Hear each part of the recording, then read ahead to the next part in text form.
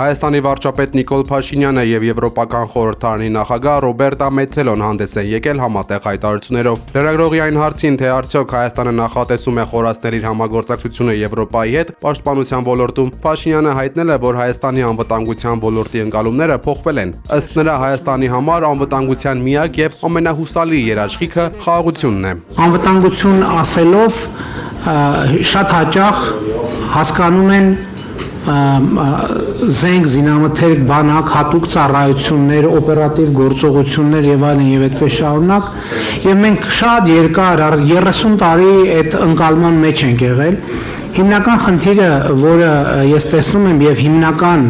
ընկալման փոփոխությունը, որը ես տեսնում եմ, հետեւյալն է, որ Հայաստանում շատ խոսվում է անվտանգության երաշխիքների մասին։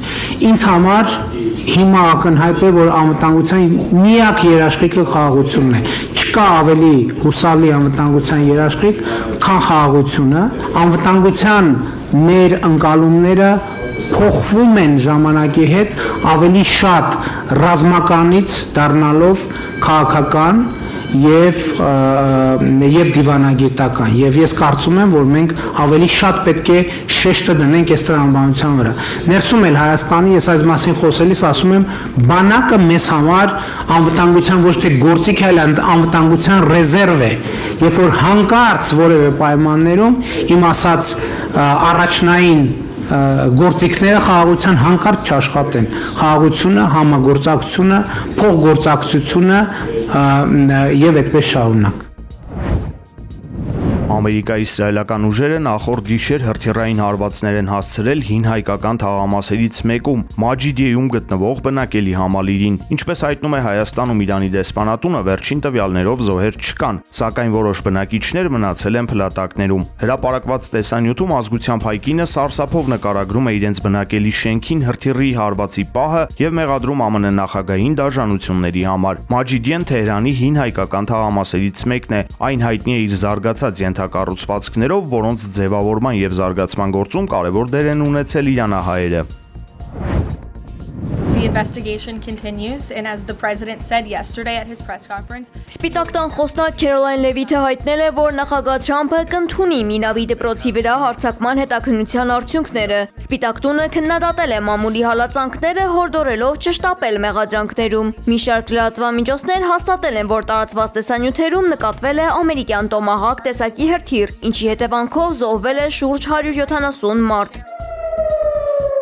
Ի պատասխան իր նավթամբարների վրա հարձակման Թեհրանն անօդաչու սարքերով հարվածել է Հայֆայի նավթավերամշակման գործարանին եւ Թել Ավիվի հարավում գտնվող Հաուլա արբանյակային կապի կենտրոնին։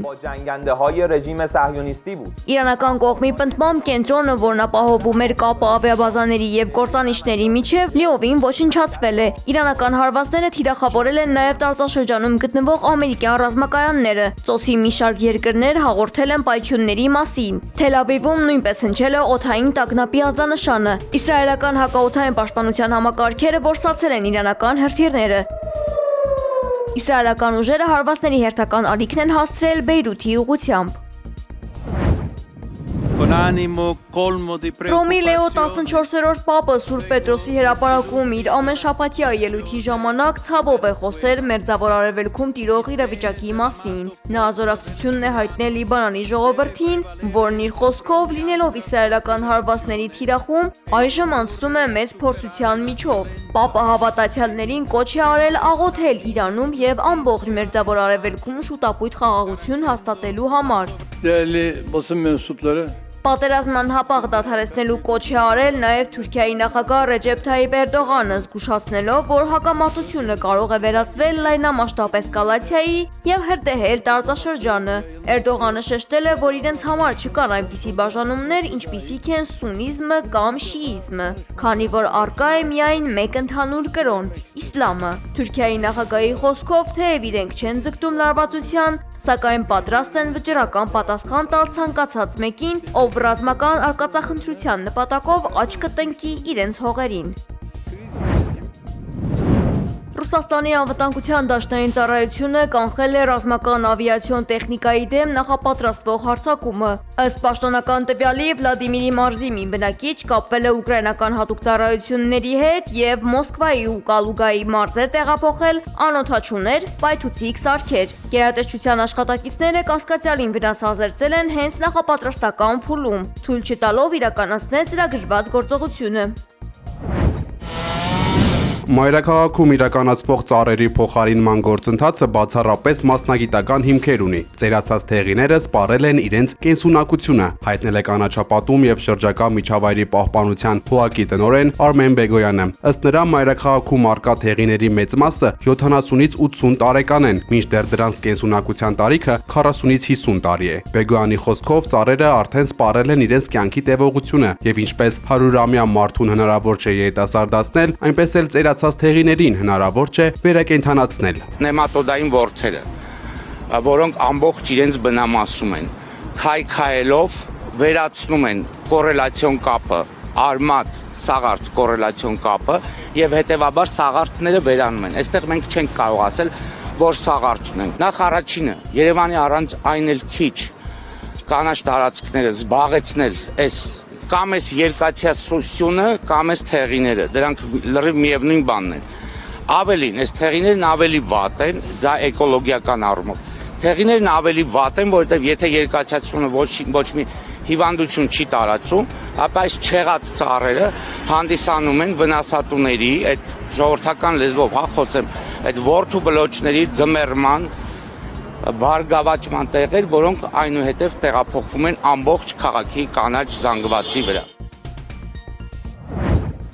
Կենտրոնական ընտրական հանձնաժողովի նախագահ Վահագն Հովակիմյանը անդրադառնալով վերջին շրջանում մամուլում շրջանառվող այն տեղեկություններին, թե հնարավոր է, որ ազգային բարերար Սամվել Կարապետյանի առաջնորդած Ուժեղ Հայաստան կուսակցությանը չգրանցեն ընտրություններին, հայտնել է, որ հանձնաժողովը չունի քաղաքական ուժերի գրանցումը արհեստականորեն մերժելու գործիքակազմ։ Ըստ նրա, եթե կուսակցությունը ներկայացնում է օրենքով սահմանված բոլոր փաստաթղթերը, ապա գրանցումը տեղի ունենում մեխանիկորեն։ Հովակիմյանը շեշտել է, որ գրանցումից հետո հանձնաժողովը ինքնուրույն չի կարող չեղարկել որևէ ուժի մասնակցությունը ընտրություններին։ Տեսեք, կենտրոնական ընտրական հանձնաժողով ինքը քաղաքական ուժի գրանցումը ինքը չի կարող ուժի գործած ճանաչել։ Մեր օրենսդրությամբ կենտրոնական ընտրական հանձնաժողովը այդ հարցով պիտի դիմի դատարան։ Այսինքն եթե գրանցումից հետո որևէ քաղաքական ուժ, այսպես ենք, տոտալ, այսպես ենք, ու սա համար պարտադիր պայմանը, որպեսզի քաղաքական ուժը հետևողական ընտրական օրենսգիրքը ոտնահարի։ Երբ որ նման իրավիճակ, եթե կլինի, իսկ նման իրավիճակ ես չեմ հիշում, որ մենք մեր պատմության ընթացքում ունեցինք, եթե կլինի կենտրոնական ընտրական հանձնաժողով պետք է որոշի դատարան դիմել։ Այսինքն այստեղ գրանցման ուժը կորցնողը կրկին այս դեպքում է կենտրոնական ընտրական հանձնաժողովը չէ, դատարանն է։ Վերջին 3 օրվա ընթացքում երկրորդ անգամ ռուսական ծորենի հերթական խմբականակը Հայաստան է տեղափոխվում Ադրբեջանի տարածքով։ 11 վագոնից բաղկացած բեռնատար գնացքը ռուսական հացահատիկը Հայաստան կհասցնի նաև Վրաստանի տարածքով։ Փոխադրվող հացահատիկի ընդհանուր զանգվածը 1023 տոննա է։ 2 օր առաջ էլ նույն երթուղով Հայաստան էր հասել 7 վագոնից բաղկացած եւ ընդհանուր 488 տոննա քաշով հացահատիկ տեղափոխող բեռնատար գնացքը։